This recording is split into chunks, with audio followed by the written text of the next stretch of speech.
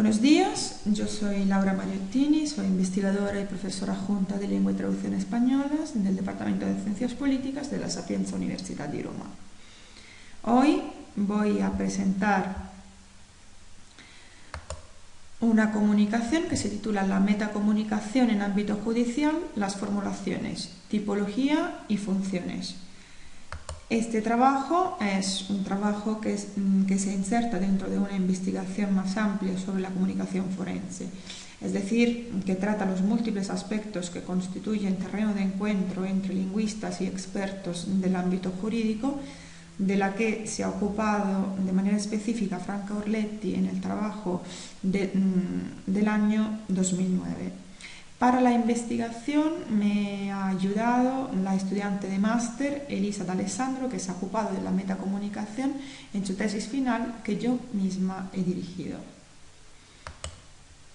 La comunicación forense se distingue de la lingüística forense de cuño anglosajón porque esta última se ocupa del lenguaje del sistema judicial y no representa sino una parte de la compleja y polifacética relación entre lengua, derecho y ámbitos jurídicos judiciales. Marco teórico de referencia para la definición del objeto de estudio es el de la interacción institucional, que ha sido analizada a partir de los rasgos en los que difiere de la conversación ordinaria, la cual a su vez se define como el conversar sin objetivos establecidos, en situaciones de inmediatez y simetría. Caracterizar la comunicación forense significa entonces, por un lado, hacer hincapié en los aspectos lingüísticos y discursivos que identifican este registro de habla y, por el otro, describir más concreta y detenidamente los diversos fenómenos contextuales, ya que el contexto institucional modifica de manera profunda la arquitectura de la interacción, que a su vez influye en las acciones y en las elecciones lingüísticas de los hablantes, tal y como lo dicen Atkinson-Drew, 1979, Orletti, 1983, 94 y 2000, Boden-Zimmermann, 1991. El siguiente esquema nos sirve para especificar los rasgos de la comunicación forense, lo elaborado a partir de la descripción que Antonio Briz y Valesco, 2002, proporcionan de la conversación coloquial. La comunicación forense, por lo tanto, es oral, dialogal, inmediata, retroalimentada y cooperativa, dinámica, predeterminada, planificada, transaccional, formal. Supone una desigualdad social y funcional entre los participantes, una relación vivencial de lejanía que se desarrolla en un marco de interacción institucional y tiene una temática especializada. Los datos de los que me sirvo para el análisis son los que forman parte del corpus oral de comunicación forense que estoy realizando. Es un corpus de datos orales cuya extensión actual es de 22 horas y 53 minutos, videograbados en tribunales españoles y transcritos según el método de anotación propio del análisis conversacional, Sachs, Sherlock Jefferson, 1974, adaptado a la lengua española por Valesco.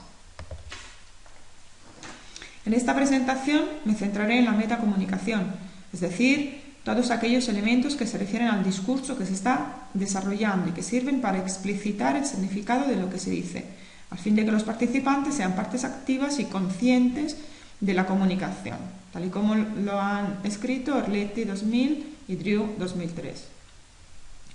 No pudiendo en estos pocos minutos describir de forma detallada el estado de la cuestión sobre la metacomunicación, me limitaré a perfilar un muy breve recorrido haciendo hincapié en los trabajos que considero más relevantes para alcanzar los objetivos que me propongo. Los estudios de referencia para mí son los de Franca Orletti, 1983 y 2000, de Joe Lofele, 2009, de Paul Drew, 2003 y, como no, el trabajo de Harold Garfinkel y Harvey Sachs, 1970.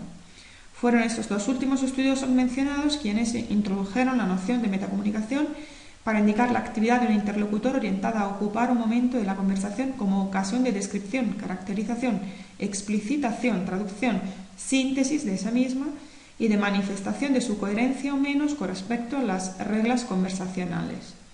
Por lo tanto, la metacomunicación es un instrumento de racionalización explícita del intercambio interaccional.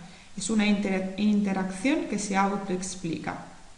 Para citar a Garfinkel y Sachs, 1970, y también a Orletti, 2000.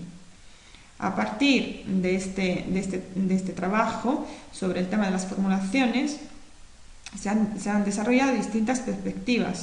Unas que definiría de tipo formalista, porque se centra en la forma de las formulaciones, formas sintácticas, prosódicas, léxicas, en las que se realizan. Y otras que definiría de tipo funcionalista, ya que reúnen usos y funciones. Yo entro en este segundo ámbito. Paul Drew, en su trabajo de 2003, partiendo de la apreciación de la escasa presencia de formulaciones en conversaciones coloquiales ordinarias, individúa distintas formulaciones en diferentes ámbitos institucionales, clarificadoras en sesiones de psicoterapia, tendenciosas y polémicas en programas de radio, animadoras en entrevistas televisivas y finalmente formulaciones mediativas en negociaciones industriales entre empresarios y sindicatos. Otros contextos de uso de las formulaciones han sido indagados por Joe Lofele, quien en su estudio de 2009 examina las formulaciones y las preformulaciones en el ámbito de las llamadas telefónicas a centros de urgencias, y también por Pezzotti 2009, quien ha investigado el empleo de las formulaciones en interacciones formales e informales entre nativos y no nativos de la lengua italiana con distintos niveles de competencia lingüística. Franco Orletti, en sus obras de 1983 y 2000, explica por qué se emplean las formulaciones, apuntando por lo tanto a sus funciones y al contexto de uso. Resumiendo el trabajo de la autora citada, las formulaciones se emplean en primer lugar para describir un momento específico de la situación comunicativa y de la interacción, y eso porque la primera característica de las formulaciones es la deicticidad, es decir, su dependencia del contexto. En segundo lugar, se emplean con la función de explicarse a sí mismas, y eso depende del hecho de que una formulación puede ser a su vez objeto de un comentario metacomunicativo, la glosabilidad. En tercer lugar, las formulaciones se insertan en una estructura que se compone de más unidades que se desarrollan de manera dependiente, organización secuencial. Como se ha apreciado de esta breve y sin duda no exhaustiva descripción del marco teórico, los estudiosos del análisis conversacional han empezado a profundizar el tema de la metacomunicación desde el nacimiento mismo de ese paradigma, indagando varios y diversos ámbitos conversacionales, tanto informales como institucionales, y entre esos últimos médicos, clínicos, mediáticos, etc., ocupándose, sin embargo, rara vez del contexto interaccional judicial. A este propósito, merece la pena citar el trabajo reciente de Van der Hoeven, 2010, sobre la producción de formulaciones en una transmisión televisiva que se llama Televised Small Claims Court, en la que un juzgado con competencia sobre juicios por faltas leves dirige el pleito entre las dos partes contendientes sin la presencia de los respectivos abogados y pronuncia un veredicto final.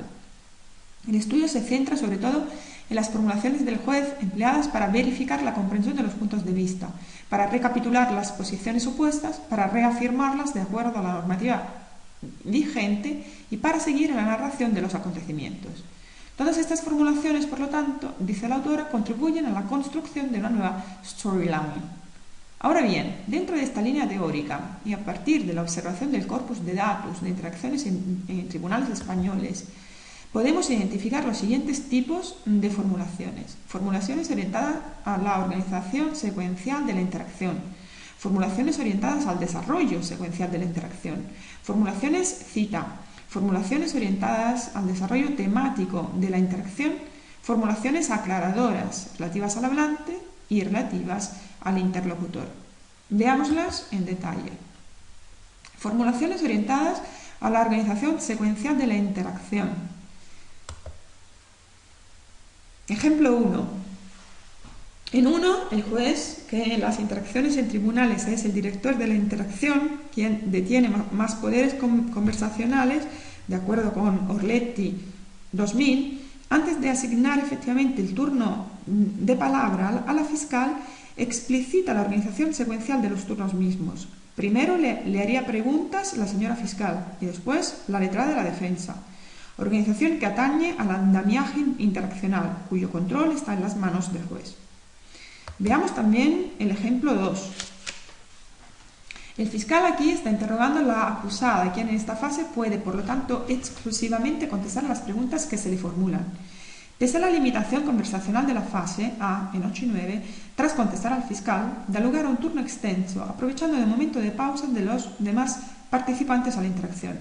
No obstante, la forma de insubordinación que se realiza, que va en contra de las reglas interaccionales, se sanciona inmediatamente y el juez en 11 restablece el orden conversacional a través de una formulación que apunta a las posibilidades conversacionales de los participantes. A solo puede contestar a las preguntas. Además, en la línea 13, el juez añade otra formulación con la que le desvela a A que en un momento posterior de la interacción podrá retomar la palabra y añadir más cosas.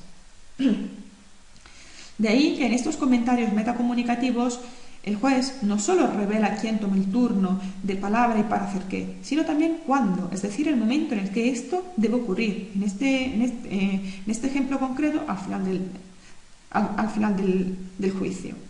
Es decir, que el juez realiza una formulación prospectiva, citando a Fele 2009, que concierne a la organización secuencial de la acción. Una muestra entonces de la deicticidad de las formulaciones, es decir, de su dependencia de un momento específico del desarrollo temporal del intercambio comunicativo. Por último, puede darse que el desarrollo principal de la interacción se suspenda momentáneamente para solucionar problemas o cuestiones concernientes al orden de comparición en el aula de los testigos. Esos, en efecto, no pueden acceder hasta que se les llame en voz alta para que testifiquen. El ejemplo 3 muestra una interacción entre el juez, la encargada de llamar a que entren los testigos, que sería A, y una tercera persona que está en el umbral y fuera del aula, que indicamos con un punto de interrogación. En esta interacción se negocia la organización de los turnos de comparición y de palabra. En 4 también se suspende el marco contextual principal para introducir formulaciones metacomunicativas con las que explicitar la organización del intercambio relacionada con la alocación de los turnos de palabra. Y vamos a ver ahora las formulaciones orientadas al desarrollo secuencial de la interacción. En 5, el letrado de la defensa toma la palabra y en la línea 5, antes de poner la pregunta, realiza una formulación relativa al momento de su intervención en la interacción, por completar. Lo mismo se puede decir de 6, donde la formulación se emplea con el propósito de expresar la intención del hablante con respecto a la evolución secuencial de la interacción, a su duración y el argumento de esa misma, brevemente y en rigor de la última pregunta, línea 9. Otros ejemplos que proceden del corpus también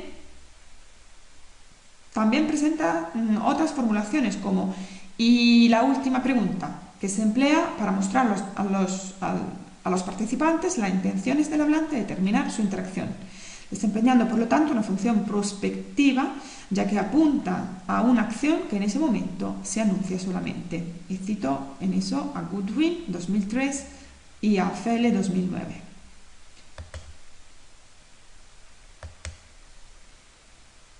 Y ahora las formulaciones cita.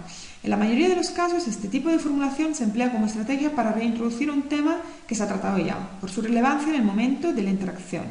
Presenta necesariamente un carácter de posterioridad. Un ejemplo es el 7, en el que la defensa retoma una cuestión que el fiscal ya ha tratado y lo hace explicitando su acción de poner una pregunta ya formulada previamente por otro interactuante. De este modo se crea una situación interaccional nueva que crea una relación cohesiva fuerte con el resto del discurso y que expresa también la apreciación de quien habla con respecto a una intervención constructiva de otro interlocutor. Cito a Orletti 2000. En la línea 9 del fragmento 8 hay una formulación de tipo autocita. Tras una pregunta por parte del abogado de defensa que apunta a discreditar su papel de testigo, la denunciante subraya con énfasis lo que había declarado anteriormente, si bien emplea un verbo en presente. Yo digo que iba andando, que no tenía coche. En las interacciones en tribunales, las formulaciones cita desempeñan un papel fundamental, ya que permiten que las partes disambigüen puntos de criticidad en la narración de los hechos, o también que se subrayen unos aspectos de la narración. Las funciones conversacionales de las formulaciones cita se combinan con consecuencias y efectos institucionales. La comparación de declaraciones prestadas en momentos diferentes o la capacidad de construir un discurso coherente a lo largo del tiempo muestran la atendibilidad del interrogado y orientan inevitablemente la decisión final del juez. A este propósito, veamos el fragmento 9. Es un juicio oral por estafa. La cuestión se centra en una firma falsa naval de persona física por un préstamo bancario al fin de obtener dinero para una operación de cirugía estética. El fiscal conduce el interrogatorio de una de las dos acusadas, la paciente beneficiaria del préstamo y autora de la falsificación de la firma de la denunciante y garante, su prima. En la línea 15, el fiscal introduce una formulación cita que concierne un elemento crucial del procedimiento, es decir, el importe del presupuesto de la operación y, por lo tanto, del préstamo. Esta necesidad surge de las declaraciones anteriores, líneas 5, 12 y 14 de la interrogada, que son objeto de terceros turnos del fiscal, quien sigue en el desarrollo lineal de la interacción para ver si la acusada interrogada se autocorrige, en las que en cambio ella se contradice, y es por eso que en 15 el fiscal la interrumpe y subraya a través de un comentario metacomunicativo sus palabras previas. La formulación se construye como una interrogación negativa, una especie de pregunta retórica que se sustituye a una aserción explícita cuyo carácter sea aún más acusatorio, como subraya Heritage 2013, y con la que el fiscal compele a la acusada para que clarifique el punto controvertido. Sin embargo, las respuestas evasivas de A, el uso de la adversativa pero, que procede de un adverbio de tiempo, luego que posticipa el momento de la respuesta y el consiguiente comentario metacomunicativo, ahora se lo digo, manifiestan la intención de A de pasar a un momento posterior de la interacción la satisfacción de las expectativas del fiscal. Por eso el fiscal retomará el tema del importe en detalle más adelante en el interrogatorio hasta alcanzar una conclusión al respecto que explicita él mismo con una formulación resumen. ¿Lo firma usted? No lo vio. Formulaciones orientadas al desarrollo temático de la interacción. Los comentarios comunicativos explícitos orientados al desarrollo temático de la interacción, como por ejemplo quiero hablar de, tengo la intención de hablar de, ahora enfrentaremos cuestiones relacionadas a, etc., pueden emplearse para presentar el tema o aclarar el camino recorrido argumentativo.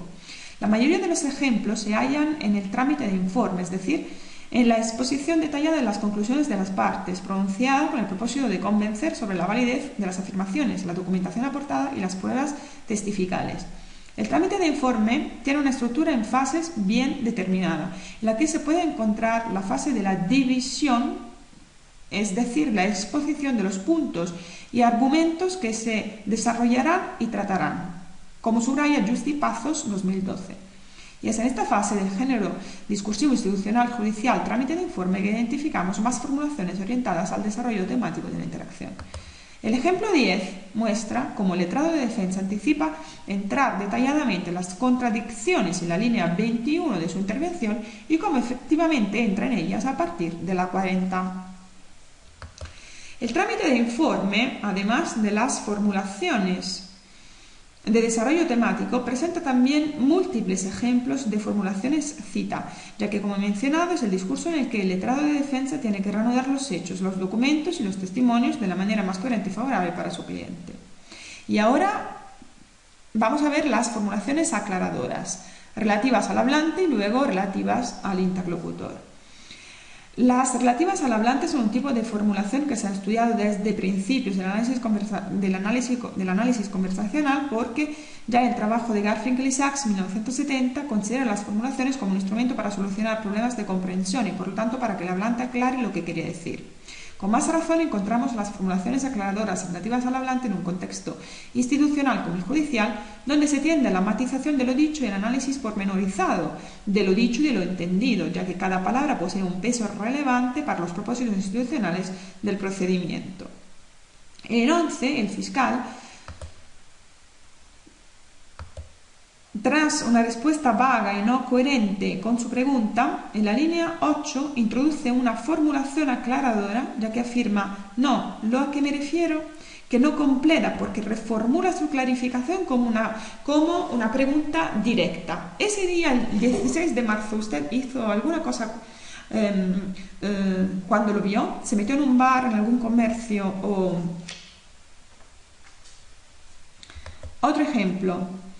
El 12. Estamos ante un ejemplo de interrogatorio a uno de los acusados en un juicio por falta de lesiones y pelea. Su intervención tiene el propósito de orientar las declaraciones del acusado hacia una menor responsabilidad de su defendido. En concreto, el abogado quiere demostrar que ha procurado lesiones a su asistido fracturándole el codo durante la pelea objeto de la disputa. La estrategia del abogado es hacer de manera que A resulte incoherente y vago en sus declaraciones, tanto en el contenido como en la forma. Es decir, el abogado juega con presentar a A también interaccionalmente vago y críptico. De hecho, hasta el momento A no había aclarado o había escondido un detalle: el haber recibido una llamada por parte del lesionado, a su decir, deudor hacia él de una suma de dinero. El letrado, empleando la formulación aclaradora hacia su enunciado, la pregunta no es lo que ha dicho usted, la pregunta es ¿por qué no ha dicho usted?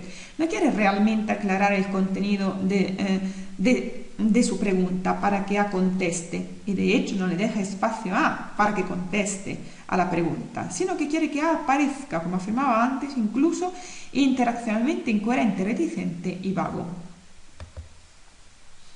Formulaciones aclaradoras relativas al interlocutor. Son las formulaciones resumen que se componen de un comentario metacomunicativo orientado a resumir, interpretar o valorar un enunciado ajeno. Para alcanzar dicho propósito se emplea a menudo una paráfrasis sintética con la que se interpretan o estiman las acciones interaccionales del otro interlocutor. Vamos a ver el ejemplo 13. En las líneas 14 y 15, el letrado recapitula las declaraciones precedentes de A, llegando al mismo tiempo a una conclusión. Ella, que cobra una comisión del 2% por cada intervención que se realice, podría haber firmado y empujado a la otra acusada a firmar los documentos relativos a la intervención de la denunciante. La formulación introducida con "es decir" permite a quien la realiza explicitar su propio punto de vista acerca de las palabras del otro interlocutor. No es una mera elaboración de su sentido, es más bien un ejemplo de los que Heritage y Watson en 1979 llaman upshot, es decir, una versión de la idea que se transmite en un turno ajeno y que contiene una interpretación a través de la que el hablante manifiesta su razonamiento. Las formulaciones resumen interpretativas siguiendo a Orletti 2000 están sometidas a aceptación-rechazo por parte de la otra parte interactuante. Es por eso que presenta una estructura secuencial peculiar que se compone de propuesta de formulación y rechazo o aceptación, con un contorno intonativo de la primera acción o de la acción iniciativa ascendente que permite similestructura. En efecto, las formulaciones interpretativas son un tipo de final rise formulations que, como subraya también Persons 2013, animan al interlocutor para que produzca un complemento con el que confirmar o rechazar la interpretación que se le ofrece. Otro ejemplo de formulación interpretativa introducida por "es decir", con complemento de aceptación esta vez, la encontramos en 14, en las líneas 4-6. Es decir, no iba a ver a su hija menor por el tema del acercamiento. En este caso, el complemento de aceptación se produce solapado en la línea 5 y es por eso que el contorno intonativo es de seguimiento y no ascendente, porque el complemento ya se ha producido. Distinto, en cambio, es el caso de la formulación resumen que se produce en la línea 9 del mismo fragmento, donde el contorno intonativo es descendiente, afirmativo, y no se compone de una estructura secuencial de 2 turnos, sino de uno solo. Es una formulación valorativa estimativa que no activa un proceso de negociación con el interlocutor. De hecho, hay un cierre por parte de él quien ha producido la formulación. Las formulaciones estimativas, como afirma Orletti, no suponen un segundo turno, no están formadas por un par adyacente, porque no se tiene que comunicar la aceptación o el rechazo de una interpretación. Es una valoración y por lo tanto subjetiva de quien la produce. El hablante no abandona su turno de palabras, más lo emplea para producir otra acción iniciativa o también para cerrar el contexto interaccional específico. Hay otro ejemplo de formulación interpretativa, esta vez que se introduce por I, formulaciones precedidas de I, o Unprepared Formulation, para citar a Bolden 2010. Es decir, aquellas prácticas de glosa recapitulativas que empiezan por I y que se emplean para explicitar lo implícito contenido en el turno del interlocutor.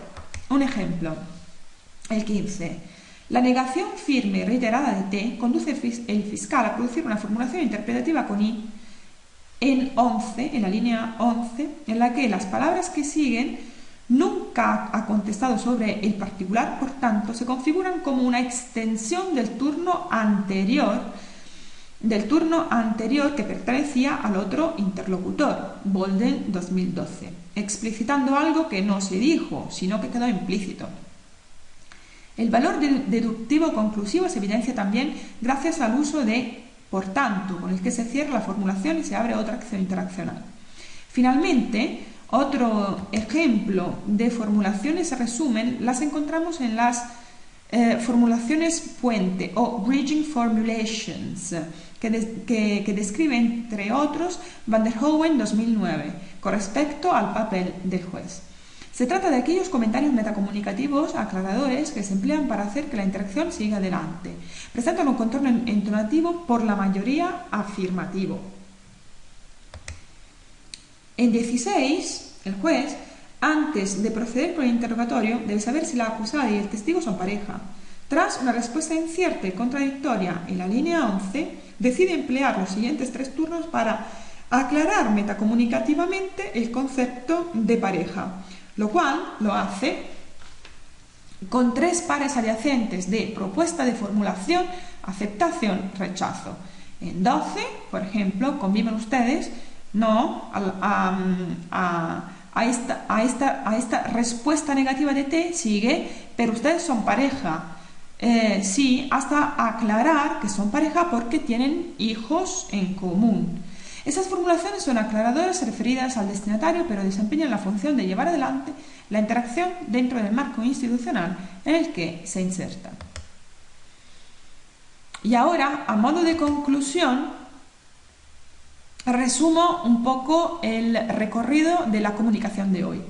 El propósito de mi comunicación era, a partir de la noción de la comunicación forense que se elabora en los trabajos de Frank Orletti, aplicarla al estudio, en este caso, de la metacomunicación, es decir, a la realización de formulaciones y prácticas de glosa en las interacciones orales en tribunales españoles, a partir de un corpus de cerca de 23 horas y de más de 50 juicios orales, videograbados y transcritos.